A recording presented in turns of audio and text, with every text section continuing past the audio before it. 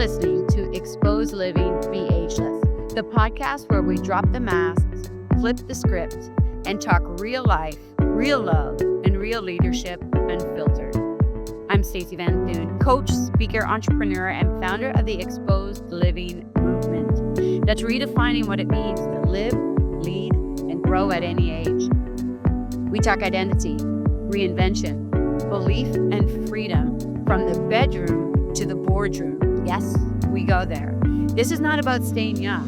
This is about waking up. So if you're done with the shoulds and craving more fun, more freedom, more truth, more you, then grab your favorite drink, your bestie, maybe your journal. It's time. Let's get exposed. Welcome back to another episode of Xposed Living. I've decided to call the second solo episode that I'm doing Fear, Love, and the Courage to Trust. Now here's why it's important to differentiate between fear, love, and trust. Fear makes us react. Love helps us respond. And the question I want you to sit with today is, are you actually thinking by responding, or are you just reacting? This past week has been very heavy. We remembered 9/11, a day that shook the world and reminded us how fragile life really is. And then the devastating shooting that took Charlie Kirk's life. To be honest with you, up until a few days ago, I never even knew the name Charlie Kirk, nor did many people around the world. Yes, there was a fair share that did. In fact, prior to his passing, he had 8 million followers. But after nearly 12 million, 4 more million people have started to follow him since his passing. Just another example how even when we die, our purpose, our passion, our mission can live on. And that we can't control this. For this is a message not only on just fear, love, and the courage to trust, but also about letting go of control. When we control, we do not trust. And I can tell you from my own personal experience and in parenting especially, this sentence reigns true. And truthfully, that's exactly why this podcast, Xposed Living, Be Ageless, now exists. Why now? Because waiting is no longer an option. Playing it safe, no longer an option. Here's the thing. We're never too young and we're never too old to make an impact. Now on this episode, I'm going to go over a few different things. I want to share a personal story as it's less than 1 week that I am coming to my first half Ironman. In addition to sharing about the journey I've gone on in preparing for this on September 1st, I also want to share you about a really exciting opportunity I have to make an impact, to follow my true own heart's calling and head to Thailand for a mission to help people that have been impacted by human and sex trafficking. I made a promise to myself that this 50th year was going to be my best one yet. That included making bold moves. That included getting into the best shape of my life. And that included becoming more aware of the beliefs that I have had that have continued to propel me, but also in understanding which ones may be holding me back from creating more. And in that, yes, it becomes an expression, an expansion, a reinvention, one might say, of my own identity. Now here I am, days away from stepping onto the course for my very first Ironman 70.3. As I mentioned, it's been a goal that I set for myself earlier in the year. And it's taught me so many things. It's taught me to choose me. It's taught me the difference between a goal setter and a goal achiever. You see, this journey has taught me that when you make a decision, an unwavering decision, and you allow that want to grow into a desire, and you make a decision to live from the goal, to let the goal drive the process, and in becoming a new person, you really can do anything. You've heard me say it before, whether you think you can or you think you can't, you're right. I believed I can do this. I know I can. And in my mind, I've already crossed the finish line. And I had to wake up and train as an athlete that has crossed the finish line prior to ever doing it. It's not that I wait to cross it before I feel like my endurance athlete that I am. I feel it today, regardless of the actual race being completed. You see, training for this has been so much more than swimming and biking and running. It's been about the discipline, about keeping the promises I make to myself, about building the identity of an endurance athlete, about showing up every day when it was hard, especially when it was hard, especially it was inconvenient. Showing up when no one was watching. You know, my mentor used to always say, it's not what you do out in public that makes a person great. It's what they do when no one's watching. It's what your integrity is to yourself when no one's watching. So many of us set goals. We say we want this goal. But if we're not willing to embrace the hard, to challenge ourselves to do different, I promise you, friends, we will continue to get the same. We as Gen X have lived from looking at our results. We let our results drive the decisions we make versus our wants. This is what this journey has taught me around becoming a goal achiever. I didn't let my present results drive my decisions. It made my decisions from the goal. I eliminated the things that held me back. I always say that in order to create a quantum leap, it's not by adding more. And yet Gen X, we've been sucked into this hustle culture that in order to get more, we must work more. Not true. Then we say, well, we got to work smarter, not harder. Sure, but what does that mean? Working smarter means becoming aware of the things that move us forward and keeping doing those. And at the same time, letting go of what no longer serves us. It's living each day with intention, with thinking, with purpose. And when we do these things, we act in trust. We put our energy towards what we want, our focus, our disciplines to what the goal demands. It was really about me tuning into my want and building into a desire. It showed me that when I live from the goal, when it's something that I truly want and I level up my identity and find joy in the journey, I really am capable of achieving anything. And it's not just for me, friends. It's also for you. But let me tell you, it does not happen in our comfort zone. And it doesn't happen because somebody else wants it for us. That want has to be our own. This is leadership. How can we lead others when we don't even know about being true leaders to ourselves? Leadership starts with leading ourselves. The achievement process is that the goal drives the process.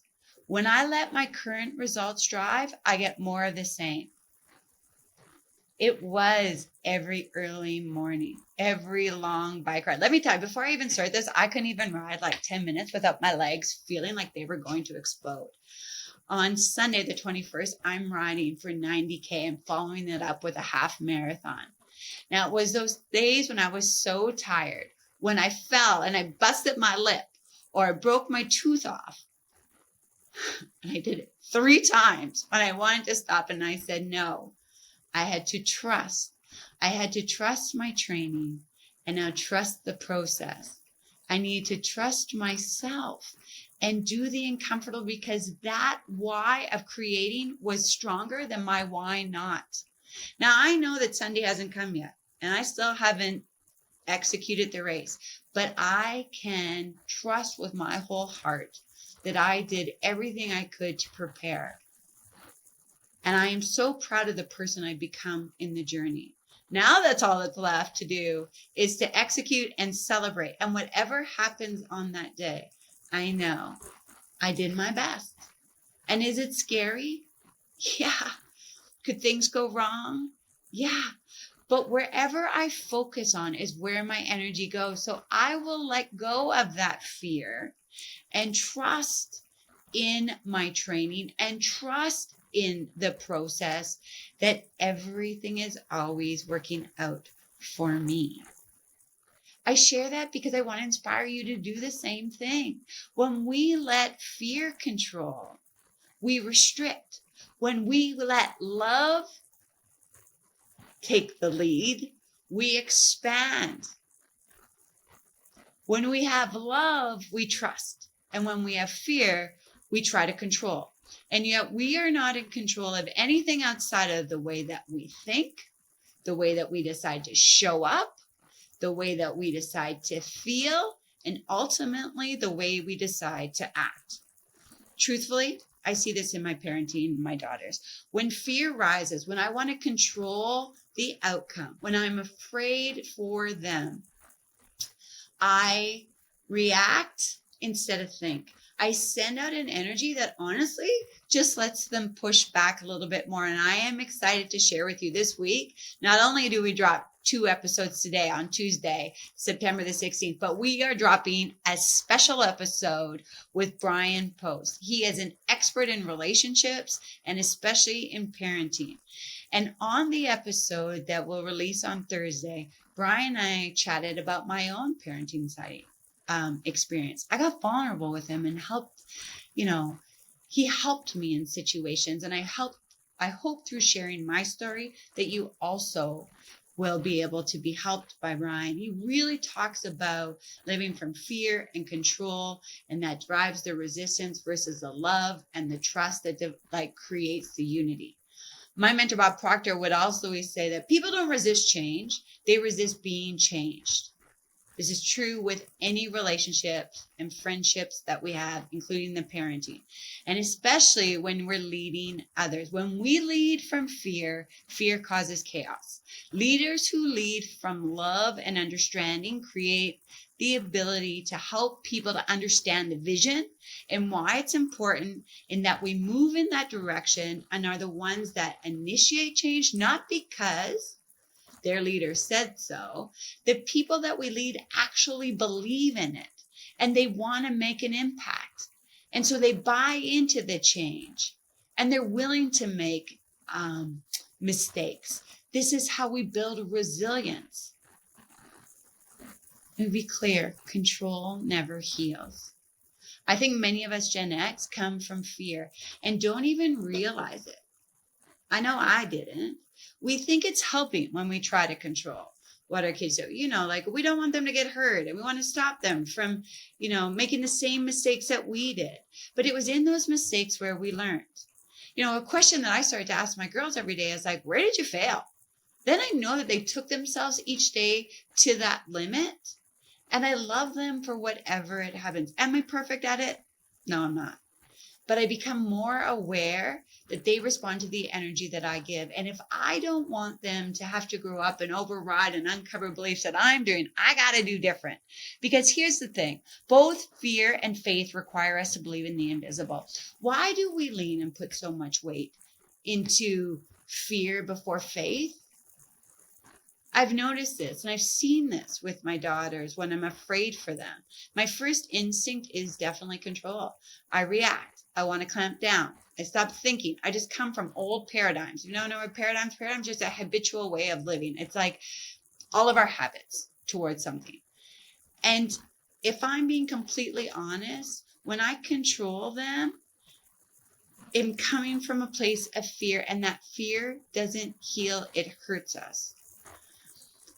Now, it honestly feels like it pushes them away. When Bryan and I chatted, and I'm so excited, I cannot stress enough how much you must listen to this episode that's coming out. It's fear, control, it's love.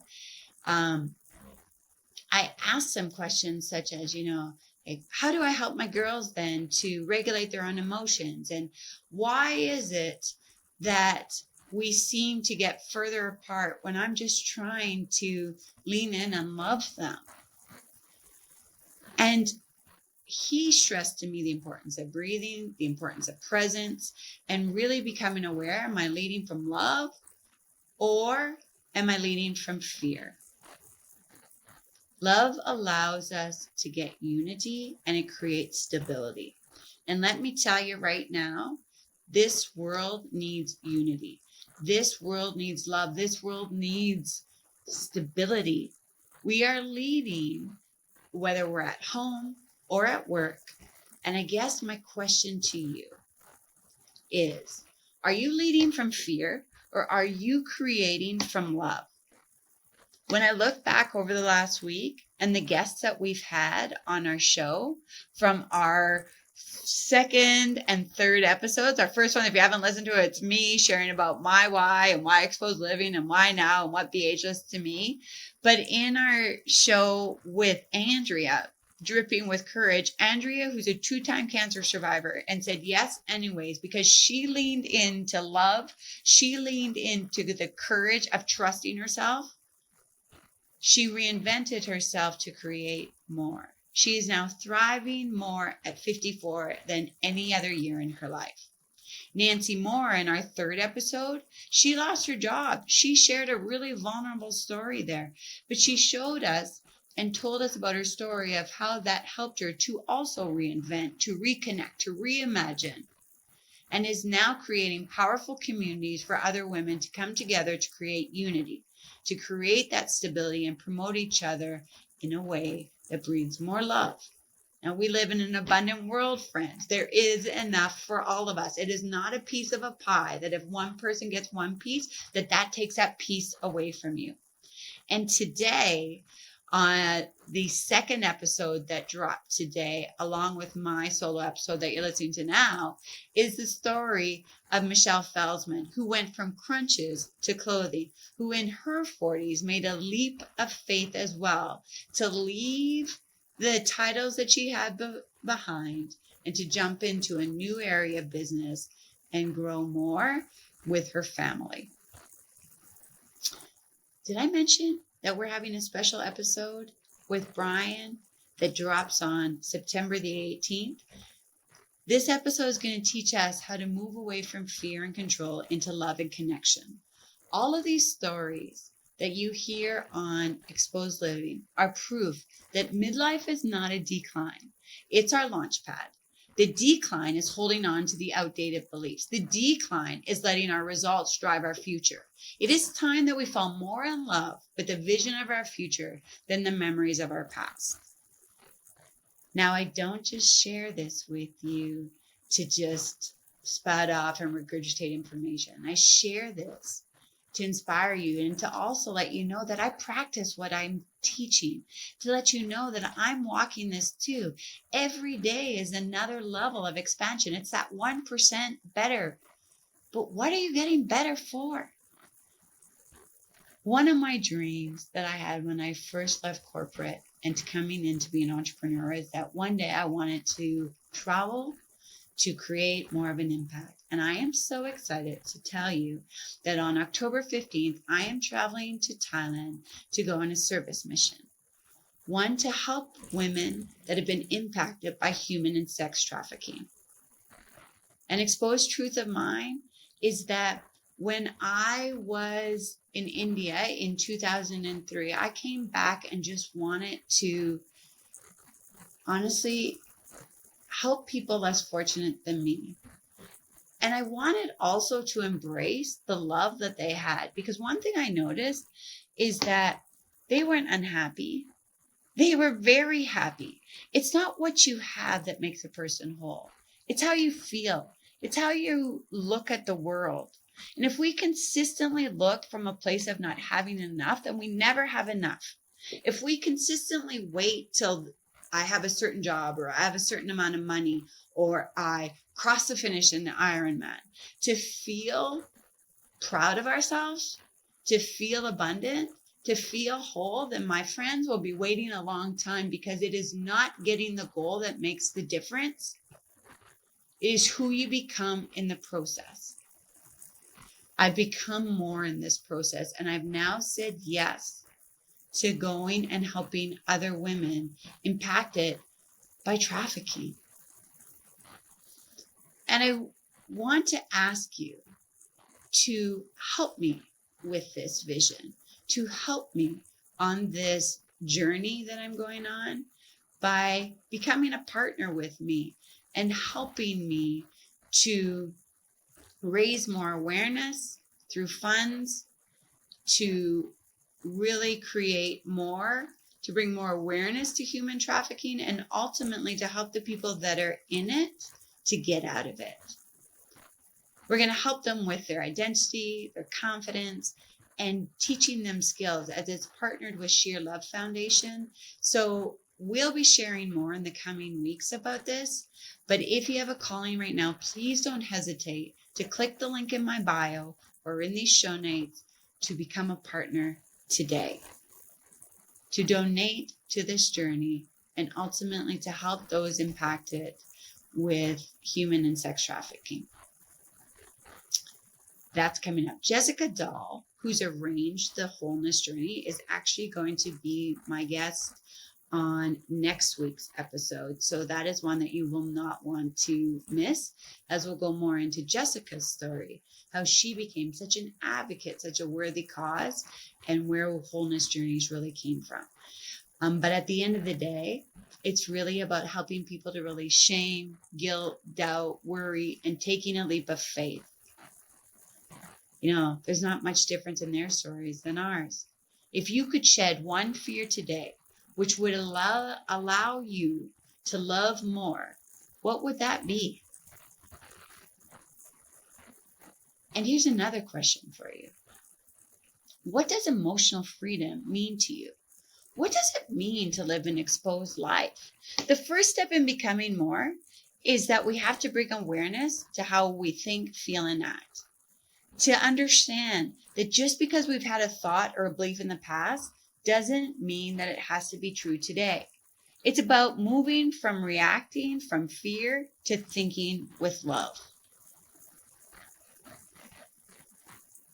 If this episode moved you in any way, I hope that you click the link and you donate, that you become a partner with me. And I also hope that you take some time today to think to yourself, what is it that I truly want? You've heard it before. The place that has the most dreams is the graveyard. A famous quote by the Wayne Dyer, the late and great Wayne Dyer, is, don't let that music die in you. Your music plays for a reason. Let your song be sung. It's people like Charlie Kirk, the people that passed in 9/11, who are showing up and making a difference, that make a difference in this world. And it's you and the thoughts that you believe that are going to make a difference in your world. It's time we get exposed, Gen Xers. Welcome to Exposed Living. Thank you for listening to today's show. It's time that we uncover, we unmask, to express, to expand, and to get exposed. I'll share more about my upcoming Ironman 70.3 next week. I'm going to do a live from Washington. If you ever want to learn or have any questions about how I took myself on this journey in the last 6 months, 7 months, I guess it's been in training, let me know. And I'll tell you what, I did not do it alone. I want to do a special shout out to my trainer, my partner, Morgan Boyle. I want to do a shout out to my team that kept my body going, from Ethics in Edmonton to Back in Line in Edmonton, as well as Coronation Physio, all instrumental in keeping my body moving. And for massages, I often went to see Kaden. He's the best at Soul to Soul. It really does take a village. In addition to that, a shout out to Cam and Elise at Element Tricycle in Edmonton. If you need any help in creating or have any questions around bike and equipment, Cam and Elise are the best. They're former Ironmans as well themselves. And, you know, wherever we go, we want to surround ourselves with people that have done what we've done, that we can learn, study, and grow with them. And they've all been people that have done exactly that for me. When I head to Thailand, a big shout out to Jess Dahl, who you will meet next week, who's arranged this Wholeness Journey. And we're partnering, as I mentioned, with Sheer Love Foundation to help give the people that have been impacted with human and sex trafficking skills to recreate and reinvent for their own selves their identity that gets them closer to what it is that you want. Gen X, we've waited too long to answer the question for ourselves of what is it that we want. We've allowed knowing how and keeping control of what it is to determine what it is that we want. Your challenge this week is to take the lid off, to go deep into your soul, to listen to that music that's playing, to dream without limits, to dream without borders. If you know how to do your goal is too small. There is no growth. This is what starts to keep us stuck. So I challenge you to dream bigger than what you know, to start to fall in love with that want. Allow that want to grow to a burning desire. Start letting the goal drive the process. It's the difference between setting goals and achieving goals. And if you want proof of it, listen to next week's episodes as I share my journey in Washington, completing the Ironman 70.3, and then prepping and getting ready to go to Thailand. I can't wait to share it with you, and I can't wait to hear what it is that you want. Get exposed. Be ageless. That's it for today's episode of Exposed Living, Be Ageless. But this is just the beginning. If this episode made you feel something, share it. Tag me. Send it to a friend. Let's start the conversation we can be having all along. No shame, no guilt. Unfiltered, raw, real, exposed. And if you're ready to go deeper, join us inside the Exposed Living Facebook community, where we take this work off the podcast and into real life. Know this, your change starts when your excuses die. Because this life, this one wild, ageless, unforgettable life is waiting on you. This is your time. This is your truth. This is Exposed Living.